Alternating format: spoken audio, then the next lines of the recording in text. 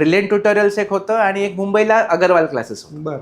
तर मी त्यांचेही नोट्स बघितले होते अगरवाल क्लासेसचे. अच्छा. पण मी एक रेग्युलर स्टुडंट ब्रिलियंट ट्युटोरियल्सचा त्यांचं सगळं व्यवस्थितपणे तंतोतंत फॉलो करून बरं. आम्ही मॅनेज केलं. ओके. म्हणजे बरं. जनरली जे टॉपर्स होते ते बरं. कम्प्युटर सायन्स किंवा इलेक्ट्रिकल इंजिनिअरिंग पैकी काहीतरी घ्यायचे. बरं. पण तरी कम्प्युटर सायन्सचे कट ऑफ हायर असायचे तेव्हाही. बरं.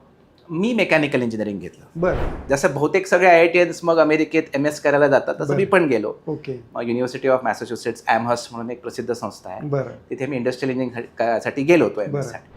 तुम्ही IIT पास आउट होता. मग तुम्ही जेव्हा IITला गेला तेव्हा तुम्ही कोणाचं कोचिंग घेतलं होतं? मी ब्रिलियंट ट्युटोरियल्सचा स्टुडंट होतो. बरं. ती चेन्नई बेस्ड म्हणजे मद्रास बेस्ड एक करस्पॉन्डन्स कोर्स होता. बरं. पोस्टल कोर्स असायचा. अच्छा. त्यांचे पॅकेट्स दर महिन्याला यायचे. आम्ही ते अभ्यास करून केलं आणि तेव्हा 2च कोचिंग प्रसिद्ध होते. कोचिंग असं नव्हतं, बरं. पण ते पुस्तकं यायची त्यांची पोस्टल कोर्स सारखा असायचा. ब्रिलियंट ट्युटोरियल्स एक होतं आणि एक मुंबईला अगरवाल क्लासेस होतं. बरं. तर मी त्यांचेही नोट्स बघितले होते अगरवाल क्लासेसचे. अच्छा. पण मी एक रेग्युलर स्टुडंट ब्रिलियंट ट्युटोरियल्सचा त्यांचं सगळं व्यवस्थितपणे तंतोतंत फॉलो करून बरं. आम्ही मॅनेज केलं. बरं. पण तेव्हा सगळ्यांनीच तसं केलं. म्हणजे तेव्हा देशभरात असं कोचिंग मग तेव्हा कोटाही नव्हतं तेव्हा. कोटा जस्ट सुरू होत होतं. बरं. पण पहिली बॅच पण बाहेर आली नव्हती कदाचित. ओके. हां. ओके. तर त्यामुळे 94ला मी दिलेली IITची परीक्षा. बरं. बरं. त्यामुळे मी 92 to 94 हे 2 वर्ष JEEचा अभ्यास केला. बरं. तर त्याच्याने झालं. पण तेव्हा IIT तुम्ही काय घेतलं मग? तेव्हा कॉम्प्युटरचा बोलबाला होता की काय होतं तेव्हा? कम्प्युटर सायन्सला खूप प्रेफरन्स असायचा. तेव्हाही प्रेफरन्स होता. म्हणजे बरं. जनरली जे टॉपर्स होते ते बरं. कम्प्युटर सायन्स किंवा इलेक्ट्रिकल इंजिनिअरिंग पैकी काहीतरी घ्यायचे. बरं. पण तरी कम्प्युटर सायन्सचे कट ऑफ हायर असायचे तेव्हाही. बरं. मी मेकॅनिकल इंजिनिअरिंग घेतलं. बरं. म्हणजे मला इलेक्ट्रिकल आणि मेकॅनिकल दोन्ही मिळत होतं. बरं. पण मी तेव्हा IIT बॉम्बे माझा जास्ती प्रेफरन्स होता. मी बरं. मुंबईचा होतो. अच्छा. त्यामुळे मी IIT बॉम्बे चूज केलं आणि मेकॅनिकल इंजिनिअरिंग मला मिळालं. पण या IIT नंतर या सगळ्या कोचिंगमध्ये यावं, विद्यार्थ्यांसाठी क्लास सुरू करावे असं का वाटलं? तुम्ही तर अगदी परदेशात पण गेलो, USला पण गेलो होता. हो. नाही माझं ते मी या फील्डमध्ये ऍक्सिडेंटने आलेलो आहे. मी काही विचार करून काय ऍक्सिडेंट झाला? तसं नाही. म्हणजे कसं आहे की मी IIT झाल्यानंतर मी 1 वर्ष टाटा मोटर्समध्ये नोकरी केली. टेल्को तेव्हा होतं, इंडिका बनत होती. बरं. त्यामुळे मला पुणे आवडलं तेव्हा. मी मुंबईतून पुण्याला जेव्हा आलो जॉब करायला तेव्हा मला पुण्याचं सगळं वातावरण आवडलं. पण असं माहीत नव्हतं की पुढे तसं करणार. मग जसं बहुतेक सगळे IITians मग अमेरिकेत MS करायला जातात तसं मी पण गेलो. ओके. मग युनिव्हर्सिटी ऑफ मॅसेच्युसेट्स ॲमहर्स्ट म्हणून एक प्रसिद्ध संस्था आहे. बरं. तिथे मी इंडस्ट्रियल इंजिनिअरिंग साठी गेलो होतो MS बरं. साठी. परत आलो तेव्हा मला एक आयडिया आली होती की सप्लाय चेन मॅनेजमेंटमध्ये काहीतरी करायचं. बरं.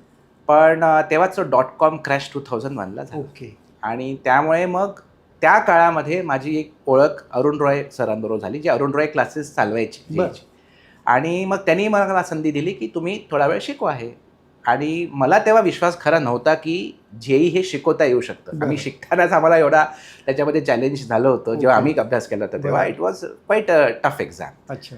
तर पण जेव्हा मी ह्याच्यामध्ये प्रवेश केला आणि शिकवायला लागलो मुंबईमध्ये, तेव्हा अरुण रॉय क्लासेसमध्ये शिकलं तेव्हा मला लक्षात आलं की नाही, खूप पोटेन्शियल आहे. बरं. खूप कॉन्ट्रीब्युशन आपण देऊ शकतो. म्हणजे मी स्वतः पण देऊ शकतो आणि जनरली शिक्षकाची गरज खूप भासते. आणि हा अभ्यास पण एका शिस्तबद्ध तऱ्हेने आपण जर त्याला व्यवस्थित स्ट्रक्चर केलं तर विद्यार्थ्यांना हे जास्ती चांगल्या पद्धतीने कळेल, समजेल आणि त्याच्यामध्ये आपण एक योगदान देऊ शकतो. ओके. आणि तिथून ते समहाव आलं आणि मग माझी एक इथे पुण्यामध्ये ओळख झाली. एक जवळकर सर म्हणून होते.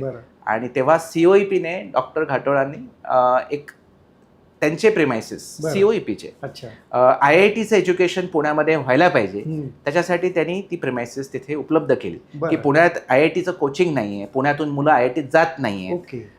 एकेकाळी तो खूप मोठा नंबर असायचा 1960-70s मध्ये. पुण्यातून मुंबईतूनच मुलं जायची IITत. पण नंतर तो 80s-90s मध्ये खूप कमी झाला, खालावला. लिटरली 2001 मध्ये पुण्यातून फक्त 2च विद्यार्थी IITत गेले होते, फक्त 2. तर तेव्हा डॉक्टर घाटोळांना हे भरपूर वाटलं होतं. आणि जवळकर सर आणि शेलार सर होते. तर त्यांच्या ओळखीने आम्ही एक संस्था IITians प्रतिष्ठान सुरू केली 2002ला. आणि COEP इंजिनिअरिंग कॉलेजमध्ये सुरू केलं. तर कदाचित त्यांच्या मनात असं होतं की जर इथून काही विद्यार्थी कोच होऊन IITत गेले तर उत्तम, नाही गेले तर COEP तर जॉईन करतो. तर COEPचा पण त्याच्यामध्ये फायदा होऊ शकतो. ऑफकोर्स आम्ही रेंट वगैरे बेसिक नॉमिनल रेंट वगैरे भरलं होतं. पण त्या पहिल्या बॅचूनच 21 मुलं IITत गेली. पहिल्याच बॅचमध्ये. 2002 to 2003. 2002 to 2004 मधून अजून मुलं गेली. तर त्यामुळे तसा तो नंबर वाढत गेला. आणि ऑफकोर्स नंतर मग आम्ही आमच्या कमर्शियल प्रिमायसेसमध्ये गेलो. आणि मग ही कंपनी एक प्रायव्हेट लिमिटेड कंपनी झाली, ही फर्म होती ती प्रायव्हेट कंपनी झाली, IITians प्रशिक्षण केंद्र. ओके. त्या पद्धतीने आमची सुरुवात झाली. सोशल मीडियाच्या भाऊ गर्दीत विश्वासार्हतेने चकाकणारे नाव म्हणजे लेट्सअप मराठी.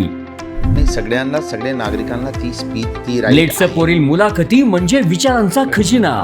त्यानंतरच्या निवडणुकीमध्ये मला सोडून गेले. बातम्या केवळ वस्तुस्थिती सांगणाऱ्या, न प्रोपगंडा, फक्त जनतेचा अजेंडा. क्योंकि आने वाला कल जाने वाला है, जाने वाला कल आने वाला है. राजकारण, मनोरंजन असो की क्रीडा क्षेत्र, महाराष्ट्राची स्पंदने संवेदनशीलतेने टिपणारे माध्यम म्हणजे लेट्सअप मराठी. जगासोबत एक पाऊल पुढे राहण्यासाठी लेट्सअपचे ॲप, सोशल मीडिया आणि वेबसाईट सोबत कनेक्टेड रहा.